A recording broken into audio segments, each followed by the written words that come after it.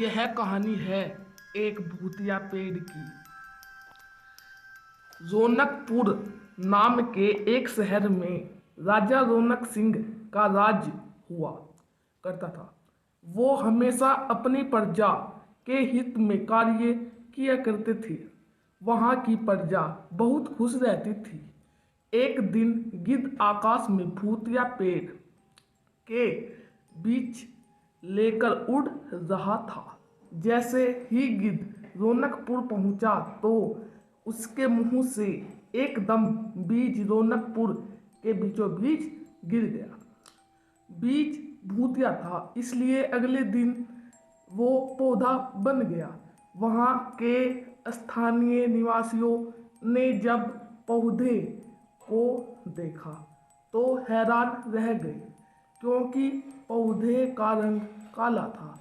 बाद में लोगों ने आपस में चर्चा की। यह समझा कि खेत में उगने वाला कोई पात या वनस्पति होगी। दूसरे दिन वो पौधा काफी बड़ा हो गया। लोगों को और ज्यादा दुविधा हुई कि एक दिन में ये पौधा इतना बड़ा कैसे हो गया। होते होते वो पौधा तीसरे दिन पेड़ बन गया। समय बीता और लोगों भी तेज से बढ़ने वाले पौधे के बारे में सोचकर परेशान हो रहे थे। वो इस मामले को राजा के पास लेकर गए। ऐसे जादुई पौधे का पता चलते ही राजा तुरंत उस जगह पर पहुंच गए। राजा को जैसे ही पता चला कि एक काले रंग का पौधा 3 दिन में पेड़ बना है, तो वो भी उस पेड़ को हैरानी से देखने लगे।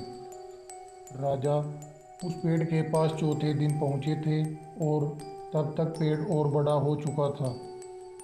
वो इतनी तेजी से फैला था कि किसी को यकीन नहीं हो रहा था। राजा समझ गए थे कि पौधे का रंग काला है, इसमें जरूर कुछ जादू टोना होगा। इसी सोच के साथ राजा ने घोषणा कर दी कि जो भी इस पेड़ को ख़त्म करेगा वो उसे इनाम के तौर पर 1000 सोने के सिक्के देंगे। यही नहीं, राजा ने यहाँ तक कि कहा कि पेड़ को ख़त्म करने वाला व्यक्ति मेरी मृत्यु के बाद मेरी राजगद्दी पाने का हकदार भी बनेगा। इतनी बड़ी घोषणा सुनने के बाद हर कोई पेड़ को ख़त्म करने के लिए अपना दिमाग लगाने लगा। राजा के सारे चतुर मंत्रियों ने भी तरकीब लगाई, लेकिन पेड़ को कोई भी नष्ट नहीं कर पाया। किसी ने पेड़ के आसपास आग लगवाई तो एक मंत्री ने उस भूतिया पेड़ को हाथी तक से खिंचवाया, लेकिन पेड़ को कुछ भी न हुआ। अब लोगों के मन में डर बैठ गया और उन्हें लगा कि पक्का यह ऐसा वैसा नहीं बल्कि भूतिया पेड़ है। तभी उस गांव के एक समझदार व्यक्ति को राजा की घोषणा का पता लगा। जानकारी मिलते ही वह अपने गुरु के पास भूतिया पेड़ से जुड़े रहस्य को जानने के लिए पहुंच गया। गुरुजी ने अपनी ध्यान की शक्ति को एकत्रित करके देखा और उससे पूछा, क्या तुम पेड़ को ख़त्म करना चाहते हो? समझदार व्यक्ति ने जवाब दिया, हाँ गुरुजी, सब उससे परेशान हैं। गुरु ने बताया कि उसे ख़त्म करने का एक ही तरीका है। इसके लिए तुम्हें उस पेड़ के आसपास नमक डालना होगा।